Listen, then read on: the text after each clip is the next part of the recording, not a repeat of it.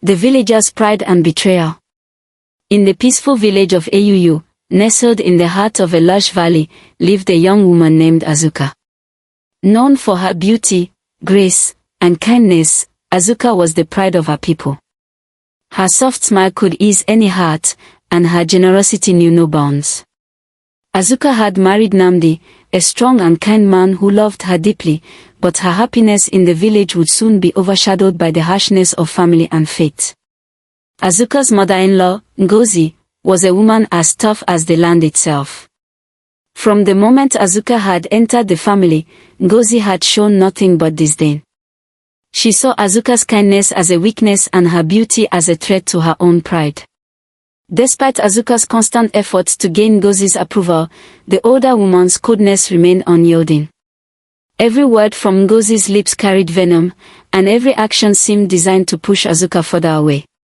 Azuka, in her innocence and warmth, would help around the house, tend to the gardens, and assist in any way she could. Yet, no matter how hard she tried, she could never escape the sharp gaze of her mother-in-law.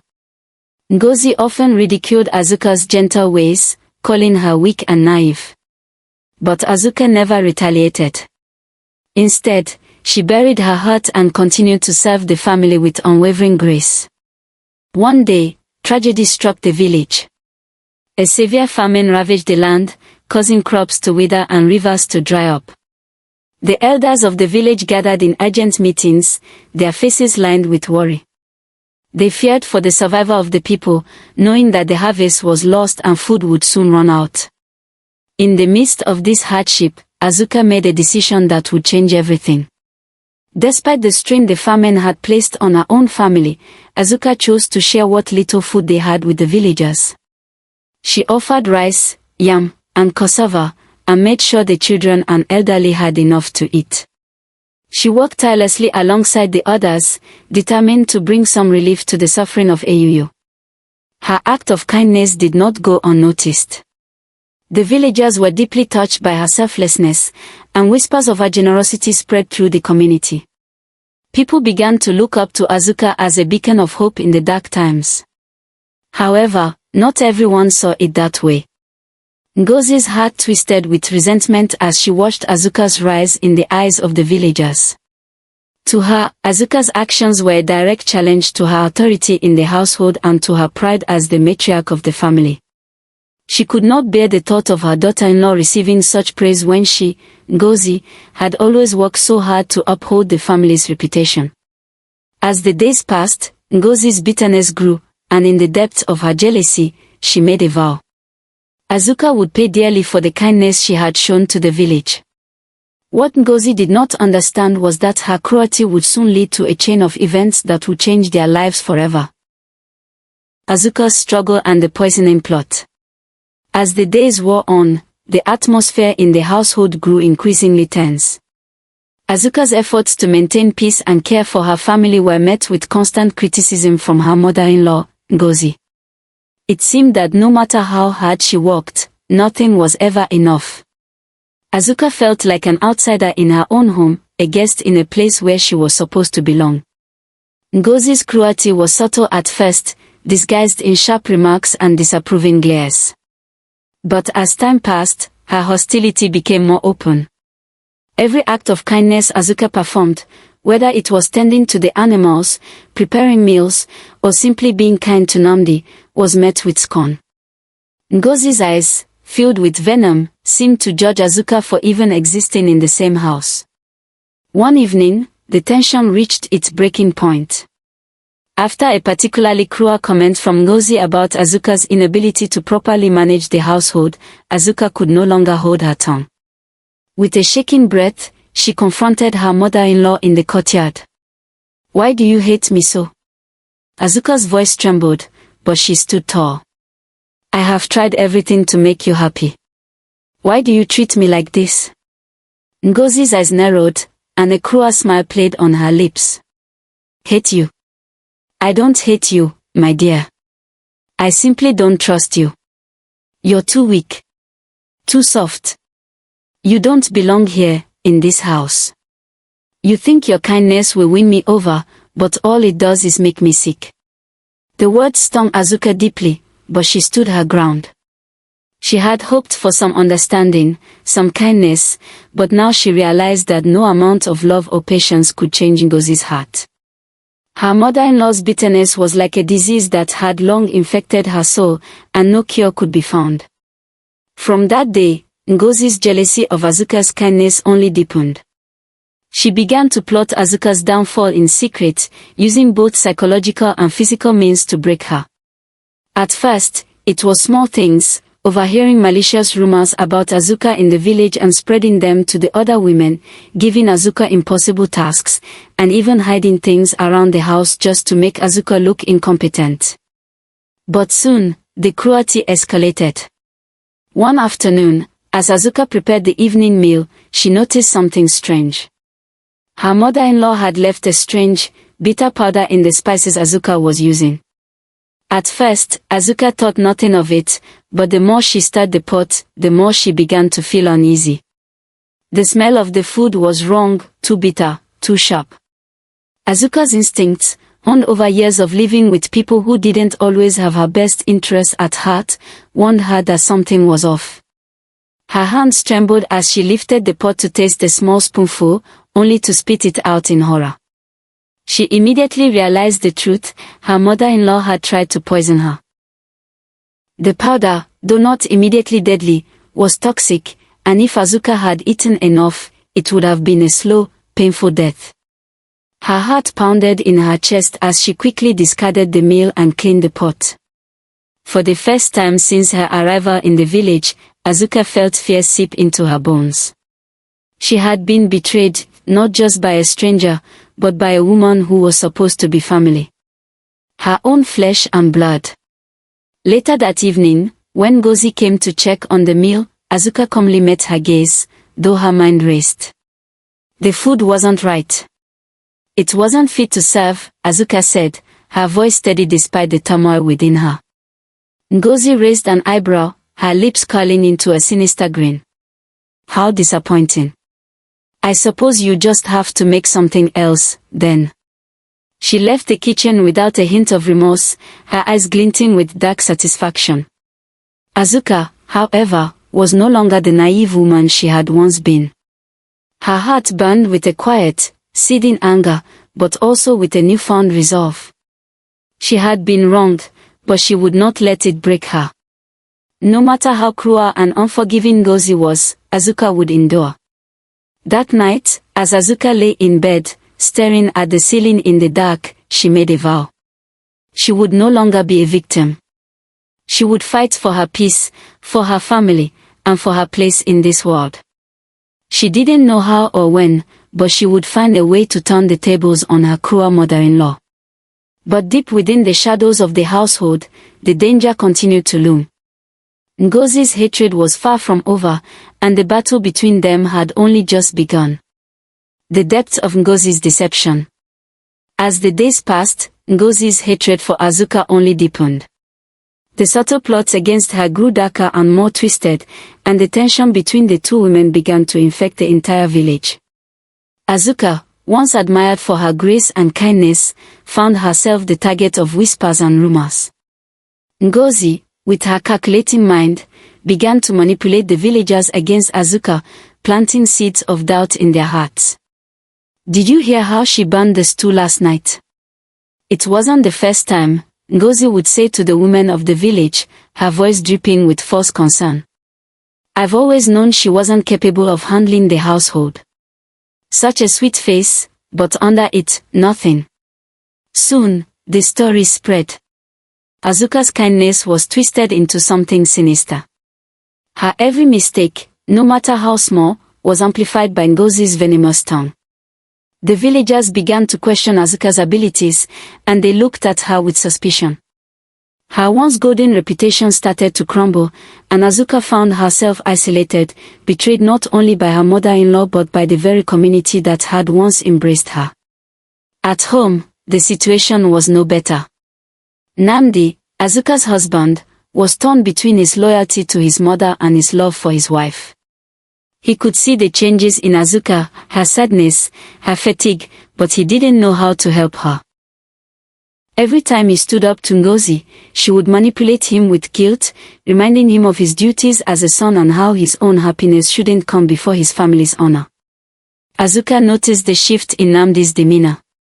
The love they once shared seemed distant, clouded by the pressure from Ngozi's constant interference. Though he tried to reassure her, Azuka could see the conflict in his eyes. She knew that his heart was being torn apart by his mother's venomous influence.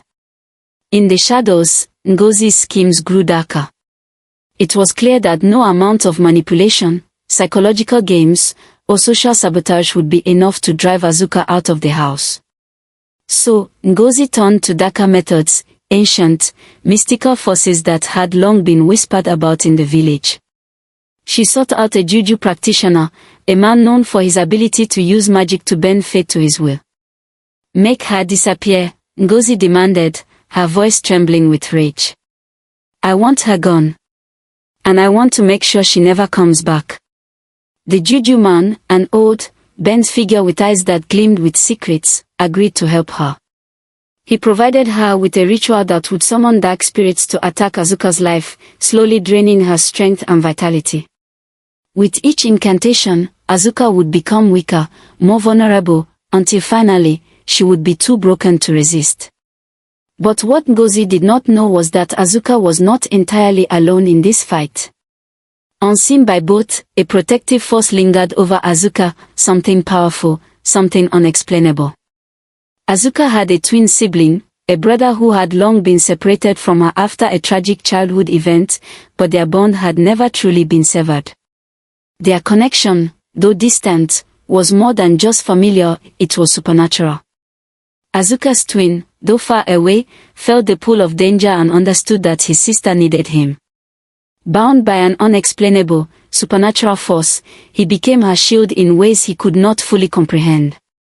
He could not stop the darkness entirely, but every time Ngozi's dark magic began to close in, Azuka felt an unexpected surge of strength, a sense of protection that kept her from falling too deep into despair.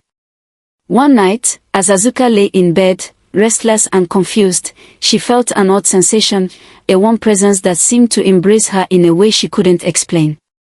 It was as if someone was watching over her, keeping her safe. She didn't understand how, but it gave her a sense of calm amidst the chaos. Meanwhile, Ngozi's rage boiled over. She was no longer content with the slow, psychological torment she had inflicted upon Azuka. She wanted more, she wanted to break Azuka completely. Her next plan was to push Azuka into a situation that would test her resilience in the most brutal way imaginable. She planned to leave Azuka alone in the wilderness, stranded with nothing but her wits and survival instincts, and watch as she fought to survive. With a sinister smile, Ngozi prepared for the final stage of her plan. She believed that once Azuka was alone and desperate, she would fall to the elements, to the wilderness, or to the creatures that roamed the forest at night. Ngozi would finally have her victory. But Azuka, though unaware of the full extent of the danger she faced, was not so easily defeated. With every challenge that came her way, she grew stronger, determined to protect herself, her family, and the village that had once believed in her. The stage was set. Azuka's strength would soon be tested like never before, and the battle between her and Ngozi was far from over. The question now was, who would survive the darkness, and who would be consumed by it? The trial of the evil forest. Ngozi's plans had come to fruition. With a venomous smile, she falsely accused Azuka of a grave crime, an accusation so severe it shook the very foundations of the village. She claimed that Azuka had betrayed the trust of the village elders, causing a series of misfortunes that had befallen the community. Of course, there was no truth to the accusation, but Ngozi's skill in manipulation and deception was unmatched. The village king, a stern and wise leader, summoned Azuka to the palace. The air was thick with tension as the king's judgment was passed down.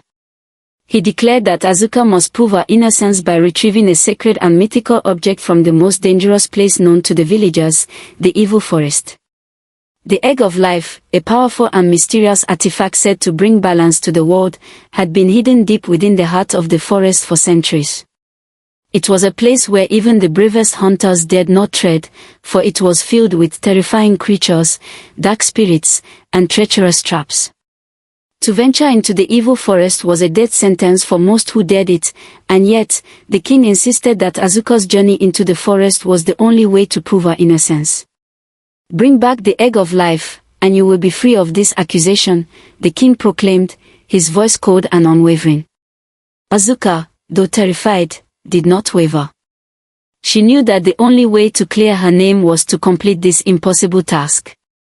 She gathered her strength, taking only the bare essentials, and set out for the forest, determined to face whatever horrors lay ahead. The evil forest was alive with an eerie presence. The trees towered above her like ancient sentinels, their gnarled branches twisted and clawing at the sky. The air was thick with an unnatural fog that made it difficult to see more than a few steps ahead. The ground beneath her feet was soft and treacherous, as if it were trying to swallow her whole. Azuka's heart raced as she stepped into the forest, every sense on high alert. The deeper she went, the more oppressive the atmosphere became. The trees seemed to whisper to her, the wind carrying faint, haunting voices. Shadows moved at the edge of her vision, and the hairs on the back of her neck stood up. Suddenly, a rustling in the underbrush caught her attention. Before she could react, a massive serpent-like creature lunged at her from the shadows. Its scales gleamed in the dim light, and its eyes burned with an unnatural hunger. Azuka barely had time to draw her knife before the creature struck, its fangs snapping at her throat. In a desperate move, Azuka rolled to the side, narrowly avoiding the serpent's deadly bite. She scrambled to her feet and fought back with every ounce of strength she had. The battle was fierce, the creature relentless, but Azuka's survival instincts took over. She managed to wound the beast with a quick thrust of her knife, sending it slithering back into the darkness. Breathing heavily, Azuka realized that the forest was not just a physical challenge, it was a spiritual one. As the serpent's blood seeped into the earth, the ground began to tremble. The trees groaned, and an unearthly howl echoed through the forest. Azuka knew she was not just battling for her life, she was fighting against the very forces of darkness that inhabited this cursed place. Her journey through the forest was one of constant danger. She faced the eerie wails of spirits who tried to lead her astray, phantom figures that danced in the fog, and traps designed to lure her into fatal mistakes. The deeper she ventured, the more her strength was tested, not just physically, but emotionally and spiritually. The forest seemed to feed off her fear, growing darker and more oppressive with every step. Yet, through it all, Azuka remained determined. She knew that her fate, and the fate of her reputation, lay in her ability to survive this trial. Each time she overcame an obstacle, each time she narrowly escaped death, her resolve grew stronger. She wasn't just fighting for her life, she was fighting for her dignity, for her future, and for the truth to be known. Meanwhile, in the village, the atmosphere was heavy with despair. The villagers had gathered to mourn Azuka's likely demise, their whispers filled with doubt and fear. Most believed she would never return from the forest alive. Her mother-in-law, Ngozi, watched with a smug expression, convinced that Azuka's death was imminent and that her plan had succeeded. Nnamdi, however, was not so sure. He could not shake the feeling of guilt that gnawed at him. Every day, he wrestled with his conscience, torn between his love for his wife and his loyalty to his mother. He had always known that Ngozi was capable of cruelty, but he had never imagined she could go this far. As the days passed and no word came from Azuka, his guilt intensified. One evening, as the sun dipped below the horizon, Nnamdi stood by the edge of the village, gazing into the distance. He felt powerless, torn between two forces he could not control. His heart ached for Azuka, and he wished he could be there to protect her, to stop his mother's machinations. But he had been weak, and now, it seemed, there was nothing he could do to save her. Back in the forest, Azuka was nearing the heart of the evil forest. She could feel the darkness closing in, but she also felt a strange sense of hope. She was so close to the egg of life. If she could retrieve it, she would return victorious, her name cleared. But as she approached the final stretch, she found herself face to face with a creature unlike any she had encountered before. It was massive, an enormous, shadowy figure with glowing red eyes, its form shifting in the mist. Azuka knew that this was the final test, the trial of the evil forest. She had to face this creature, and she had to survive. With a fierce determination in her heart, Azuka prepared for the fight of her life. Azuka's triumph and revenge. Azuka's return to the village was nothing short of miraculous. She emerged from the treacherous depth of the evil forest, clutching the legendary egg of life, battered but alive. Her face was weary, but her eyes sparkled with the strength of someone who had defied the odds. The villagers, who had long believed her lost to the forest's deadly embrace, erupted in cheers and disbelief. The once forlorn woman who had been cast aside as a villain was now a heroine. Her survival was a testament to her resilience, her unwavering spirit in the face of overwhelming darkness. The whispers of doubt that had plagued her before vanished, replaced with admiration and awe. Azuka was no longer the woman betrayed and silenced by the cruelty of her mother-in-law. She was now a symbol of courage, strength, and hope. Yet, as the villagers celebrated, Ngozi's smile faltered. Her plan to rid herself of Azuka had failed. She had underestimated the strength of her daughter-in-law, and now the truth was beginning to surface. The village elders, upon hearing the story of Azuka's trials, began to piece together the dark web of lies and manipulation spun by Ngozi. The egg of life, a symbol of rebirth and vitality, had come back with Azuka, but it was the exposure of Ngozi's true nature that breathed life into the village's sense of justice. Ngozi's cruelty was no longer hidden behind a veil of influence. She had poisoned the village's trust with her false accusations, and now the villagers could see her for who she truly was. Once feared and revered, Ngozi was now a pariah, her reputation in tatters. The power she had once wielded over the village was crumbling.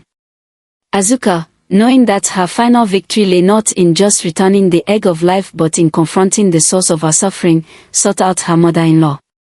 The confrontation was inevitable, but now, Azuka stood with strength that could not be broken. She had faced the darkness of the evil forest and come out victorious. She had endured betrayal, tested her spirit, and emerged with a wisdom that transcended her past pain. The moment of reckoning came when Azuka faced Ngozi in the village square. The villagers, gathered around, watched the two women, knowing that this was the final act in a long, painful saga. Azuka, Ngozi spat, her voice venomous as ever. You think you've won? You think you can walk away from everything I've done to you unscathed? Azuka stood tall, the weight of her journey evident in her eyes. She had no fear left, only a quiet resolve. You may have tried to break me, but you only made me stronger. You betrayed me, you plotted against me, but I've faced worse than your cruelty. The darkness you brought into my life has made me who I am today. The confrontation was not one of loud words or physical violence. Instead, it was an exchange of truths. A moment where the full weight of Azuka's journey, her suffering, and her triumph came to the forefront. Azuka's words struck deeper than any weapon could, unraveling the lies that Ngozi had built her power on. In front of the entire village, Azuka exposed Ngozi's manipulations, how she had poisoned Azuka's food, spread lies, and falsely accused her. She spoke of the hardships she had endured, the treacherous journey into the evil forest, and the strength she had found within herself to survive. As the truth unfolded, the villagers began to turn their backs on Ngozi. Her influence crumbled, and the respect she once commanded dissolved into contempt. Azuka's voice, filled with a calm strength, had dismantled the woman who had once seemed so invincible. You are nothing but a shadow of your former self, Azuka said, her voice steady. And you will be remembered, not for your power, but for your cruelty.